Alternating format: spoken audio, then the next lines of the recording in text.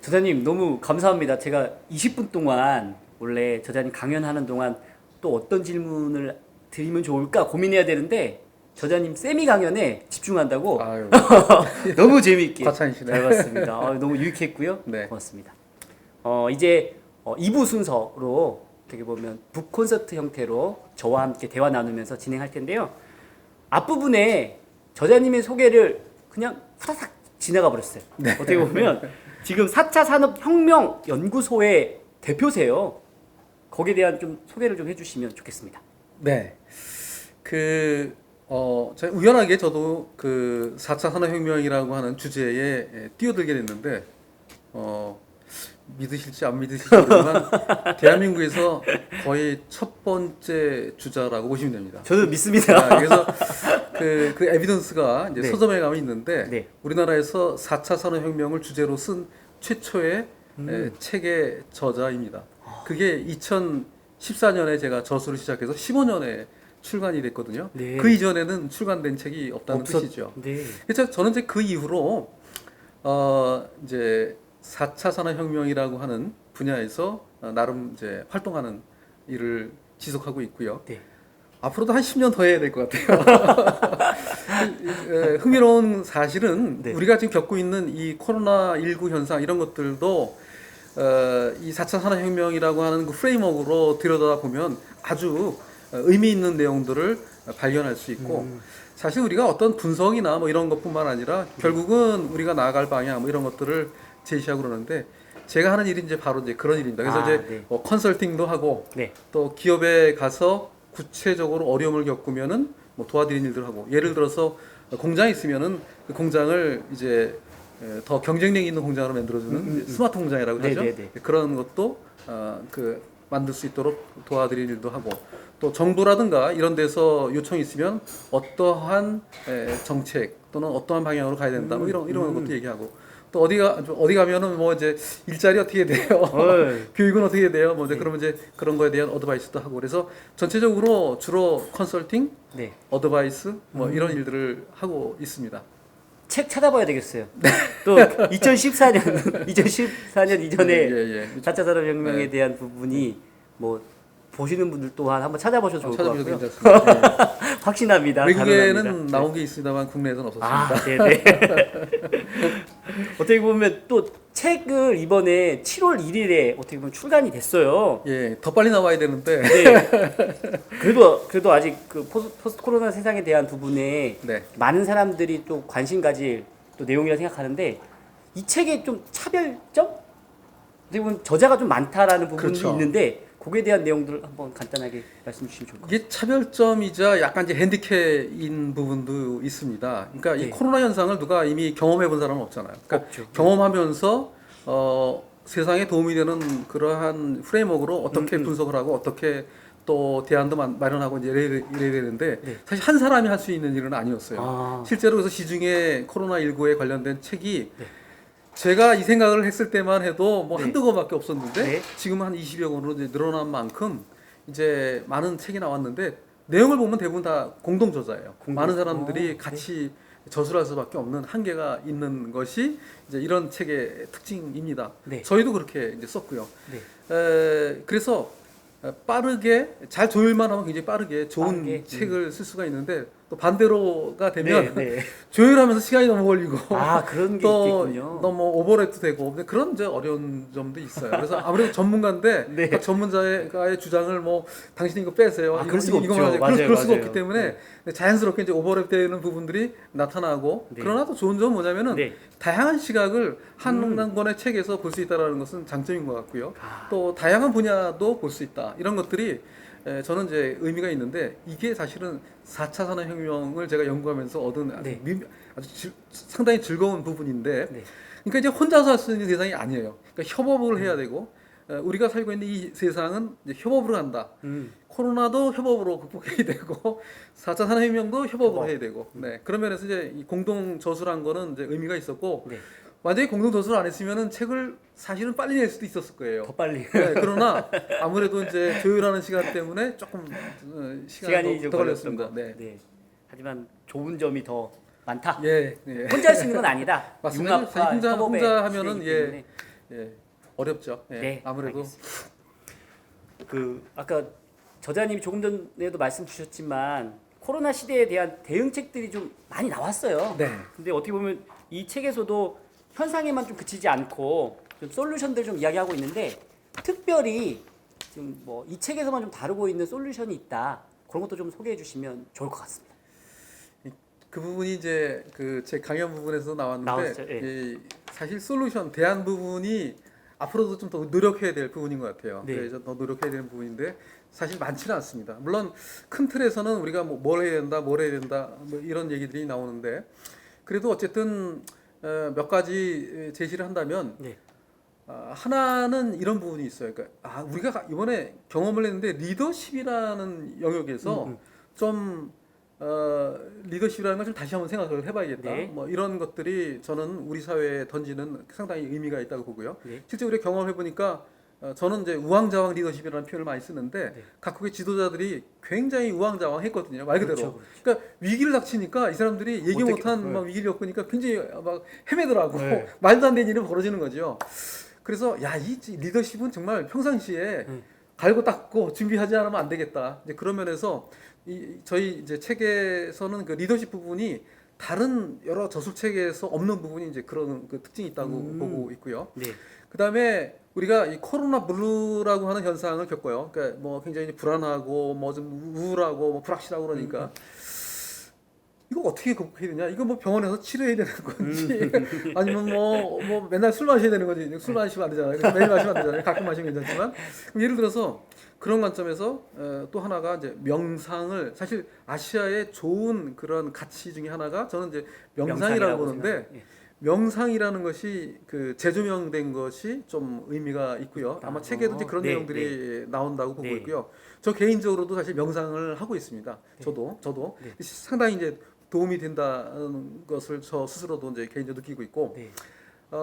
그런 면에서 이제 하나의 이런 것들이 이제 그런 솔루션이 될 수 있고, 약간 이제 기술 산업적인 분야에서는 사실 기술 산업 쪽에서는 뭐 뚝 떨어지는 솔루션은 있을 수는 없어요. 어차피 이제 또 아까 말씀드렸듯이 협업적인 솔루션, 네. 융합적으로 이제 잘 융합해서 얘기를 하느냐 마냐인데 저는 이 비대면 비접촉이라는 현상을 대응하는 기술적인 솔루션이 분명히 나올 것이다라고 네. 봤고 네. 그것을 저는 VR 또는 AR 그러니까 이제 가상의 세계에서 우리가 활동하는 거 네. 이런 것들이 굉장히 촉진될 것이다.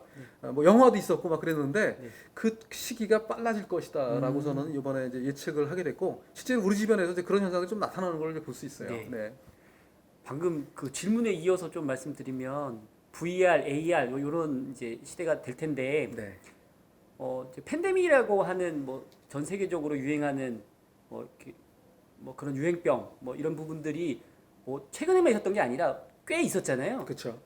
그러면 좀 경험 이게 그 어떻게 보면 변화가 있긴 있었지만 지금만큼 이게 큰 변화 지금이 제일 심했죠. 제일 심하고 심한 중이죠. 그러면 다시 그 코로나 이전의 시대로는 돌아갈 수는 뭐 단언하기는 어렵지만 어렵다라고 보시는 부분일까요, 저자님? 그러니까 실제 저희 저자들 중에서 또 두 부류로 이제 나눠집니다. 네. 대체로 완전하게 이전 세상으로 돌아가기 어렵다라는 어렵다? 비중이 좀 많고 한 80% 많고. 정도 되고 아. 그 또 일부는 돌아갈 수 있을 있다. 것이다. 근데 그분조차도 네. 이전처럼 되지는 않을 것이다. 왜냐하면은 아까 제가 설명했었던 해보니 괜찮다라는 현상 때문에 그렇습니다. 있으니 해보니 사실 세상에서 괜찮으니. 혁신이라는 것은 늘 저항이 있기 마련인데 네. 이와 같은 일들이 벌어지면 그 저항을 휙 밀어버리면서 음. 새로운 것을 경험하게 되고 네. 이게 혁신의 확산에서 이미 입증된 이론입니다. 그래서 우리가 일정 그 수준을 넘어가면 이전으로 비가역적으로 되지 않는 이제 그런 특성을 보이는데 아마 우리가 경험한 일부들은 이전으로 절대로 안 돌아가는 일들이 벌어질 거라고 보고요. 네. 또 하나는 이제 우리가 인정하고 싶지 않지만 이 전염병들이 이제 자꾸 다가오고, 그러니까 주기가 빨라져요. 발생하는 주기가. 네. 그래서 전염병이 또 생기면은 이전처럼 또 국경 폐쇄하고 뭐 공장 폐쇄하고 뭐 아무데 못 나가고 또 이렇게 되냐? 어떻게 생각하세요? 굉장히 힘들잖아요. 대응해야죠. 네. 너무 힘들잖아요. 네. 그래서 저는 그래서 가상 세계에서 그러니까 전염병이 생기면은 힘들지만 물리적으로 힘들지만 집에 머물지만 가상 세계로 들어가서 뭐 물리적인 세상과 똑같지는 않지만 상당하게 유사한 활동을 할 것이다. 거기서 사람도 만나고 거기서 어떤 의사결정도 하고 그래서 그런 플랫폼들이 이제 빠르게 나올 것이다라고 저는 주장하고 있습니다. 그러다 보면 또 그게 익숙해지면 해보니 괜찮네 네. 라는 게 되는 순간 네. 어떻게 저자님 말씀처럼 그렇게 될 것 같다라고 저도 좀 동의되는 부분인 거고요. 또 궁금한 사항이 네. 뭐 요 내용들 저자님 보실 때는 좀 우리나라 코로나 시대에 좀 잘 준비하고 있다 또는 앞으로 어떤 것들은 좀 사회적으로나 국가적으로 좀 준비해야 되는 건지에 대해서 의견을 좀 부탁을 좀 드리겠습니다.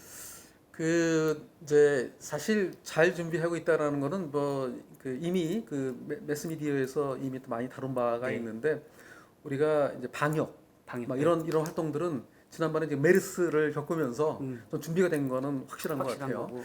그다음에 어차피 이 방역이라는 게 이 방역의 발생 뭐랄까요 그 벨곡선을 네. 한 분야로 집중시킬 거냐 아니면 좀 이렇게 완화시킬 거냐인데 그것은 결국은 우리 사회가 가지고 있는 방역 능력에 따라서 결정을 해야 되는데 네. 한국은 그것을 경험한 것 같아요. 그래서 우리가 가지고 있는 캐파시티가 여기까지니까 요거를 우리가 요 정도 수준으로 요건 넘어가지 않게 잘 컨트롤하자라고 하는 그러한 그 리더십이 있었고 네. 경험에서 그런 것들이 잘 만들어졌고 그래서 다른 나라에서 보지 못했던 대응 결과들을 저는 우리가 만들었지 않았는가 생각이 되고 있고요. 네. 상당히 지혜로운 거죠. 네.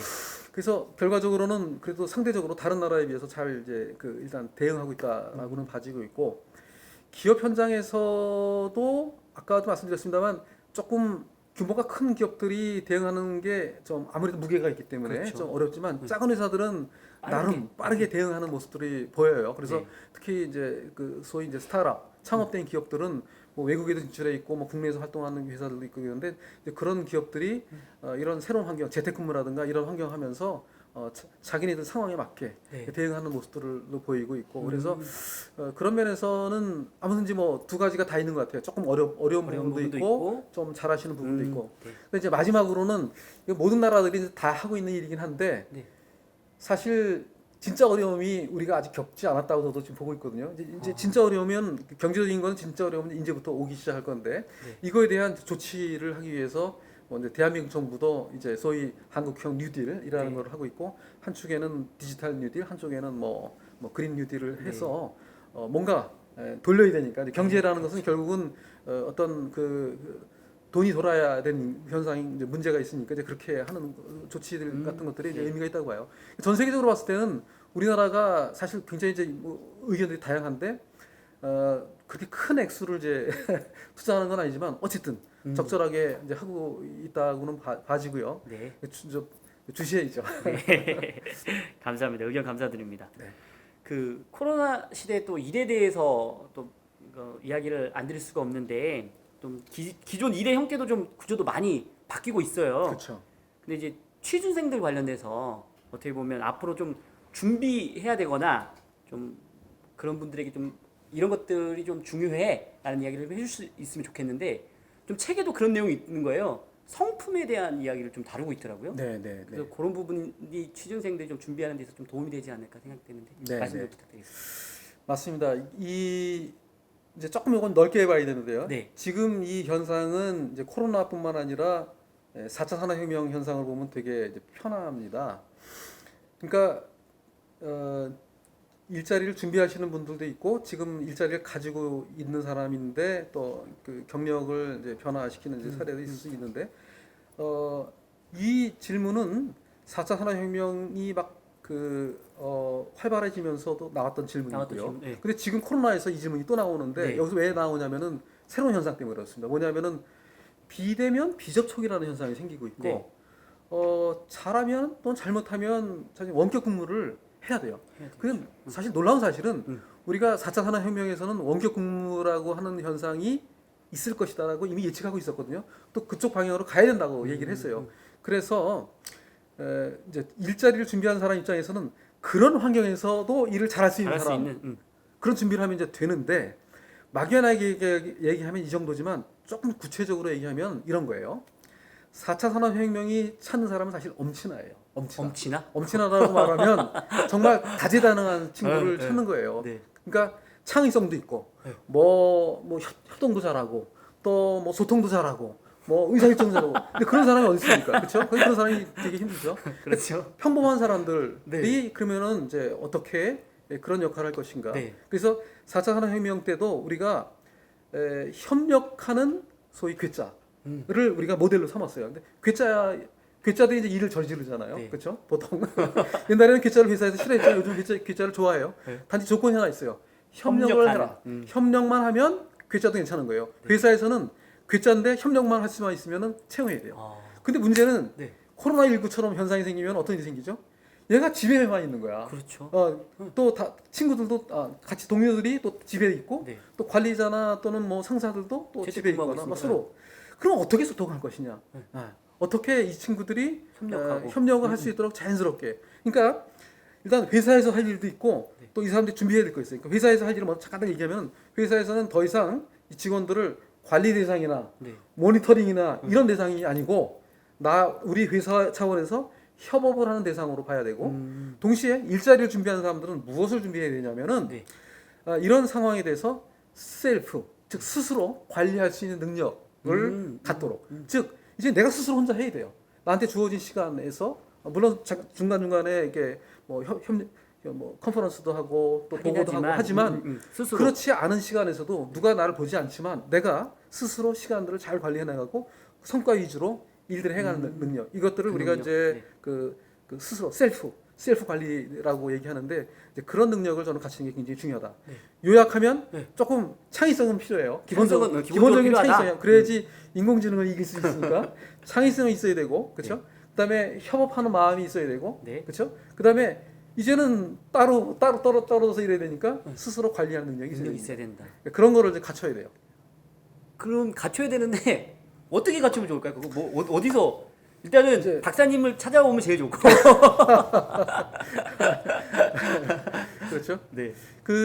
이제 그거는 어쩔 수 없이 우리가 이제 그 한 축이 이제 네. 교육기관의 역할이에요. 교육기관이 사실 우리가 어떤 지식만 전달하는 것이 아니라 말 그대로 그러한 그 사회적인 어떤 재능, 캐퍼빌리티, 네. 또 성품 이런 것들을 가르쳐야 되는데 네. 이게 사실 집에서도 가르쳐야 되는 부분들이 있고 네. 또는 교육기관에서 가르쳐야 되는 부분도 있고 이런 일들이 이제 이번 코로나뿐만 아니라 다시 말하지만 4차 산업혁명이 시작되면서 벌어진 일들이에요. 그러니까 이제 뭐 학원에 가서 뭐 시험 준비하고 이런 그런 것으로는 걸로. 이제 충분하지 않고 네. 우리가 사회 소셜 네트워크, 소셜 릴레이션십 갖는 것도 상당히 중요하고 그런 상당한 부분들은 또 집에서 또 그 가정 교육을 통해서 이제 형성이 되니까 네. 집에서도 교육을 같이 해야 되고 또 교육기관이라든가 이런 데서도 그런 이제 역할들을 많이 해야 되고 그렇다고 봅니다. 예. 그래서 그 가정에서에 대한 교육도 좀 중요하다고 말씀 주셔서 어떻게 보면 부모로서 좀 아이들에게 좀 길을 안내한다고 하면은 어떤 걸 좀 나눌 수 있을까요? 아이들에게 부모로서. 예, 질문이 조금 바뀌었네요. 옛날에 제가 이제 강연을 많이 나가면 다들 그 4차 산업혁명 강연할 때는 우리 아이한테 어떤 전공 시켜야 돼요? 했는데 근데 질문이 어떤 전공을 시켜야 되냐? 그러니까 벌써 뭐 우리 공대를 가야 돼요. 이러면서 네, 네. 뭐 과학 쪽으로 연구 시켜야 돼요. 뭐 컴퓨터를 공부해야 돼요. 했는데 그래서 질문이 아주 질적으로 올라가고 있는 건 다행입니다. 근데 사실 이 질문이 저는 이제 맞다고 보고요. 네. 가정에서의 교육이 저는 굉장히 중요해진다고 봐요. 그러니까 밥상머리 교육이라는 거를 한국 사회에서는 네. 이전부터 얘기했었는데 점점 밥상머리 교육이 기회가 없어져요. 그런데 놀랍게도 특히 우리들의 아이들은 밥상머리에서 부모를 통해서 상당히 배우거든요. 자연스럽게 배우는데 네. 그런 기회가 없어지는 거는 이제 좀 아쉽고 아, 그런 면에서 우리는 그런 쪽은 이제 거꾸로 되돌아가야 된다. 네. 집안에서의 아이들에게 서로 존중하는 모습, 또 같이 집안에서 뭐 협력하는 이런 것들을 이제 보여주고. 자연스럽게 배우고 뭐 이런 걸 통해서 결국은 또 사랑도 당연히 받고 사랑 받는 친구들이 바깥에 나와서도 사랑하고 그래 사랑받아야지 세상에 대해서 따뜻하게 느껴지고 협력하고 싶은 마음이 생기거든요. 그런 네. 자세가 생기고 집에서 맨날 의도만 맞고 그러고 자란 친구들은 세상에 나가면 두렵다고. 그러니까 움츠리고 그렇죠. 공격적으로 변하고 협력하기 힘들고 그런 거 사실 굉장히 어려운 얘기예요. 이 얘기. 왜냐면 부모가 바뀌어야 되거든 먼저. 먼저 근데 바뀌어야 부모를 어떻게 바꿔? 이미 고착돼 이미 있고, 정해져 그게, 있는데 그게 부모들을 교육을 시켜야 돼요. 앞으로 우리가 이제 부모 교육 시키는 책도 이제 좀 써야 되지 않을까 싶을 정도로 사실 정말 중요한 부분들이 이제 부모고 학교에서 옛날에는 이제 교사라든가 또 이 교육자들이 그런 역할을 좀 했는데 요즘은 학생들이 별로 교수님들이나 선생님들이 말씀하시는 걸 잘 수용을 안 하는 편인 것 같아요. 네. 뭐 여러 가지 배경이 있겠지만 네. 그래서 상당히 어려워요. 예. 네. 그래서 한마디로 말씀드리기는 어렵지만 어쨌든 밥상머리 교육이 회복돼야 된다. 저는 밥상머리 교육이 회복돼야 된다라고 믿고 네. 예, 그렇습니다. 아무튼 감사합니다. 좀 궁금한 게 있었어요. 어떻게 보면 저자님에게 출판사 지식 플랫폼이라는 곳이 있는데 단순 출판사하고 저자하고의 만남 그 이상일 거라는 생각이 좀 들어가지고 그 이상이죠. 아, 맞아요. 그 이상 맞죠? 그렇죠. 예, 그거에 대한 그 저자님에게 지식 플랫폼 출판사란? 일단 그 출판사 이름을 잘 지었어요. 네. 지식이 굉장히 중요해요. 그렇죠? 네. 앞으로는 뭐 금덩어리 땅에 있는 금덩어리 뭐 성이 이런 것도 중요하지만 지식이 돈이 되는 세상이거든요. 네. 지식 플랫폼이야. 네. 그러니까 이름으로서는 뭐 최고의 이름이에요. 그렇죠? 네. 지식을 올려놓고 논의하는 뭐 장소다. 그래서 지식 플랫폼. 근데 이 지식 플랫폼을 그 운영하시는 이제 분과 네. 저는 이제 그 단순한 그 책을 만들고 저자와의 관계가 그런 아니라? 관계 저자와의 관계가 네. 아니라 그 이상으로 많은 것들을 같이 공유하고 또 비전을 갖고 아까 말씀드렸듯이 이제 괴짜처럼 왜냐하면 이 변화하는 세상에서 네. 이와 같은 지식 플랫폼을 통해서 할 수 있는 일들이 저는 굉장히 많다고 보고 있어서 네. 단순한 책 만드는 그런 관계가 아니고 좀 세상을 바꿔보는 일을 같이 할 수 있는 그런 그 대상으로 보고 있고요. 네. 큰 축으로 보면은 이제 저 같은 경우에도 사실 세상에서 도움을 많이 받았어요 여태까지. 네. 그래서 여기까지 왔는데 또 남은 시간에는 세상에 좀 도움이 되는 일을 하고 싶거든요. 그런 면에서 이 플랫폼을 활용해서 네. 특히 저는 이제 4차 산업혁명이라는 연구를 앞으로도 지속할 겁니다. 네. 하면서 뭐 특히 제가 도와드릴 수 있는 거는 이 기업들이 제대로 방향을 찾고 일할 수 있는 네.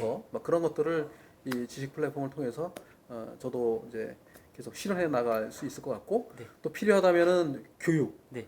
아까도 이제 논의했었던 뭐 교육이라든가 또 일자리라든가 뭐 이런 것들을 제대로 찾도록 네. 하는 일을 이 플랫폼 위에서 네. 좀 논의할 수 있도록 하는 그런 아주 정말 단순한 출판사 이상의 관계입니다. 네.